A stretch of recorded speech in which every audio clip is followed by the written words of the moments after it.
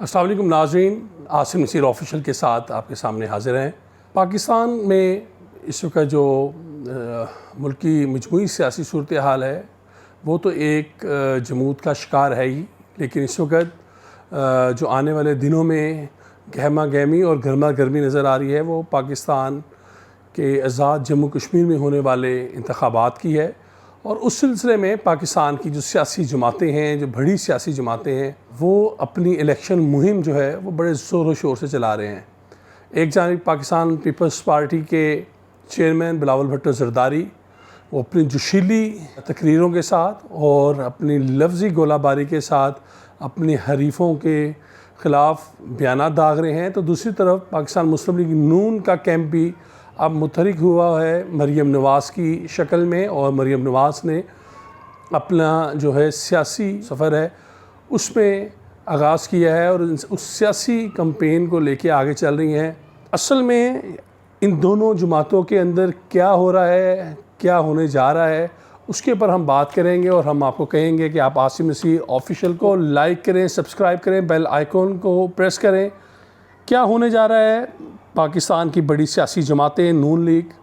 اور Pakistan Peoples party 90 کی کیا جو ان کی سیاست تھی اس کی طرف لوٹنے جا رہی ہیں، یا یہ جو اس وقت گولہ باری ہو رہی ہے یہ صرف ایک دکھاوے کا میچ ہے؟ اس کے اوپر ہم اپنے گزشتہ ویلاگ میں ہم کافی پہلے ہی آپ کو جیسے کہ آپ کو معلوم ہے بتا چکے ہیں کہ مریم نواز کے جو توپوں کا رخ ہے وہ پاکستان پیپلز پارٹی کی طرف ہوگا، اور جب پاکستان پیپلز پارٹی نے اپنی انتخابی مہم شروع کی تو انہوں نے اس سے پہلے کہ مسلم لیگ نون کی طرف سے ان کے اوپر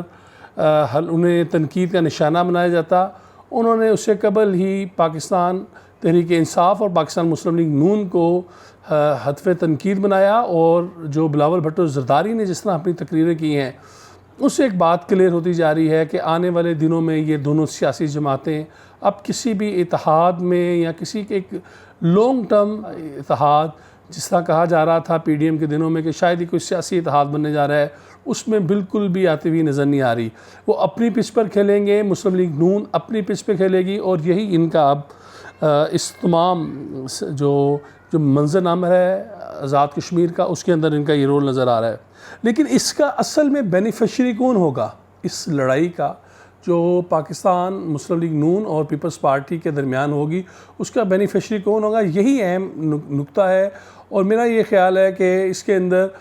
جو فائدہ اٹھائیں گے وہ تحریک انصاف کی کینڈیڈیٹ اس کا فائدہ اٹھائیں گے، کیونکہ اب یہ دونوں جماعتیں ایک دوسرے کے خلاف اپنی مہم چلائیں گی۔ گو کہ بلاول بھٹو کا بڑا متاثر کن ان کا آغاز انہوں نے اپنا کیا، اور بڑا ایک کراؤڈ پولنگ قسم کا ان کا وہاں پر رول نظر آیا، لیکن ہمیں اس چیز کو بھی ذہن میں رکھنا چاہیے کہ پیپلز پارٹی کا ایک کافی بڑا وہاں پر ووٹ بینک ہے۔ مسلم لیگ نون گو کہ ان کی گزشتہ جو حکومت تھی آزاد جموں کشمیر میں وہ مسلم لیگ نون کی تھی، اور اس کے اندر انہوں نے کتنا کام کیا ہے یہ آنے والے جلسوں میں بھی پتہ چلے گا کہ لوگ انہیں کتنا سراہتے ہیں یا ریجیکٹ کرتے ہیں۔ لیکن مریم نواز نے اپنی جو مہم شروع کی ہے اس شروع کرتے ہی ایک جو مسلم لیگ نون کو دھچکا لگا ہے وہ یہ لگا ہے کہ پاکستان مسلم لیگ نون کے جو صدر ہیں شہباز شریف، وہ اس منظر نامے میں اب تک نظر نہیں آ رہے۔ لیکن ہم اپنے ناظرین کو یہی بتائیں گے کہ شہباز شریف آؤٹ بالکل بھی نہیں ہوئے۔ ہمارے پاس جو بڑی مصدقہ اطلاعات آئی ہیں اس کے مطابق شہباز شریف اور مریم نواز نہ صرف ایک جلسے میں نظر آئیں گے، بلکہ شہباز شریف جو ہیں وہ بہت جلد اب آزاد جموں کشمیر جا رہے ہیں، اور آنے والے جو دن ہیں وہاں پر آپ دیکھیں گے کہ آئندہ جو خاص طور پہ جو ہفتہ ہے اس میں شہباز شریف مریم نواز کے ساتھ اپنے حریفوں کو للکاریں گے، اور جو حریفوں کو زیر کرنے کے لیے، خاص طور پر حکومت کو ناک آؤٹ کرنے کے لیے بجلی اور دیگر جو منصوبے جو انہوں نے پنجاب میں کام کیا اس حوالے سے آزاد کشمیر کے عوام کو بتائیں گے کہ آپ ہماری حکومت کو ایک مرتبہ پھر موقع دیں، اور اگر اب ہمیں بھی آنے والے دنوں میں پاکستان میں وفاقی حکومت بنانے کا موقع ملا تو ہم یہاں پر ترقیاتی جو منصوبے ہیں ان کی بحال کر دیں گے۔ تو اس طرح شہباز شریف جو ہے، جو اطلاعات جس طرح ایک دو روز سے آ رہی تھی کہ شاید شہباز شریف پیچھے ہو گئے، دونوں کا الگ بیانیہ ہے، لیکن ہم آپ کو بڑی ایک کنفرم یہ انفارمیشن دے رہے ہیں کہ شہباز شریف اور مریم نواز وہ باقاعدہ طور پر آزاد جموں کشمیر میں ایک ہی سٹیج پر نظر آئیں گے، نہ صرف ایک سٹیج پر نظر آئیں گے بلکہ دھواں دھار اپنی تقریریں کریں گے تحریک انصاف کی حکومت کے خلاف۔ مریم نواز کی جو تنقید ہوگی وہ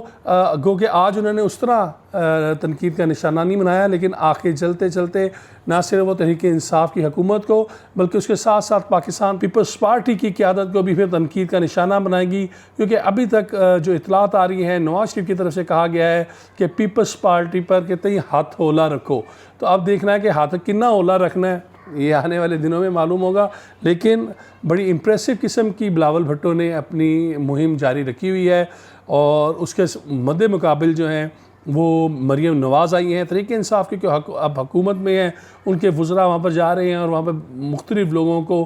یہی اپنے امیدواروں کو اور حلقے کے عوام کو یہ یقین دلا رہے ہیں کہ ہم آپ کو جو وسائل ہیں، ہم جو ترقیاتی فنڈز ہیں اس کی ہم بوچھار کریں گے، اور ہم آپ کے ساتھ مل کے فیڈریشن آپ کے ساتھ مل کر یہاں پر آزاد کشمیر کے عوام کی جو ان کی زبوں حالی ہے اسے خوشحالی میں تبدیل کرے گی۔ لیکن یہاں پر ایک بات کرتا چلوں کہ اس تمام جو دو بیانیے نظر آ رہے تھے اس کا بینیفیشری کون ہوگا؟ اگر تو یہ دونوں جماعتیں جو کہ گزشتہ ایک سال سے اتحاد میں جڑی ہوئی تھیں اب وہ الگ ہوئی ہیں، اگر وہ اسی طرح الگ رہیں گی تو اس کا بینیفیشری کون ہوگا؟ بالکل اس کا بینیفیشری جو ہے وہ پاکستان تحریک انصاف ہوگی، اور پھر بڑا مشکل ہوگا 2023 میں بھی مسلم لیگ نون اور پیپلز پارٹی کے لیے کہ اگر وہ اسی طرح آپس میں لڑتے رہے تو پھر تحریک انصاف کے لیے اگلا بھی میدان جو ہے یا اگلا الیکشن چاہے وہ 21 کے آخر میں ہو، 22 میں ہو یا بالآخر 2023 میں ہو، اس میں پھر ان دونوں بڑی جماعتوں کو نقصان اٹھانا پڑے گا۔ اور اسی کو دیکھتے ہوئے اس وقت جو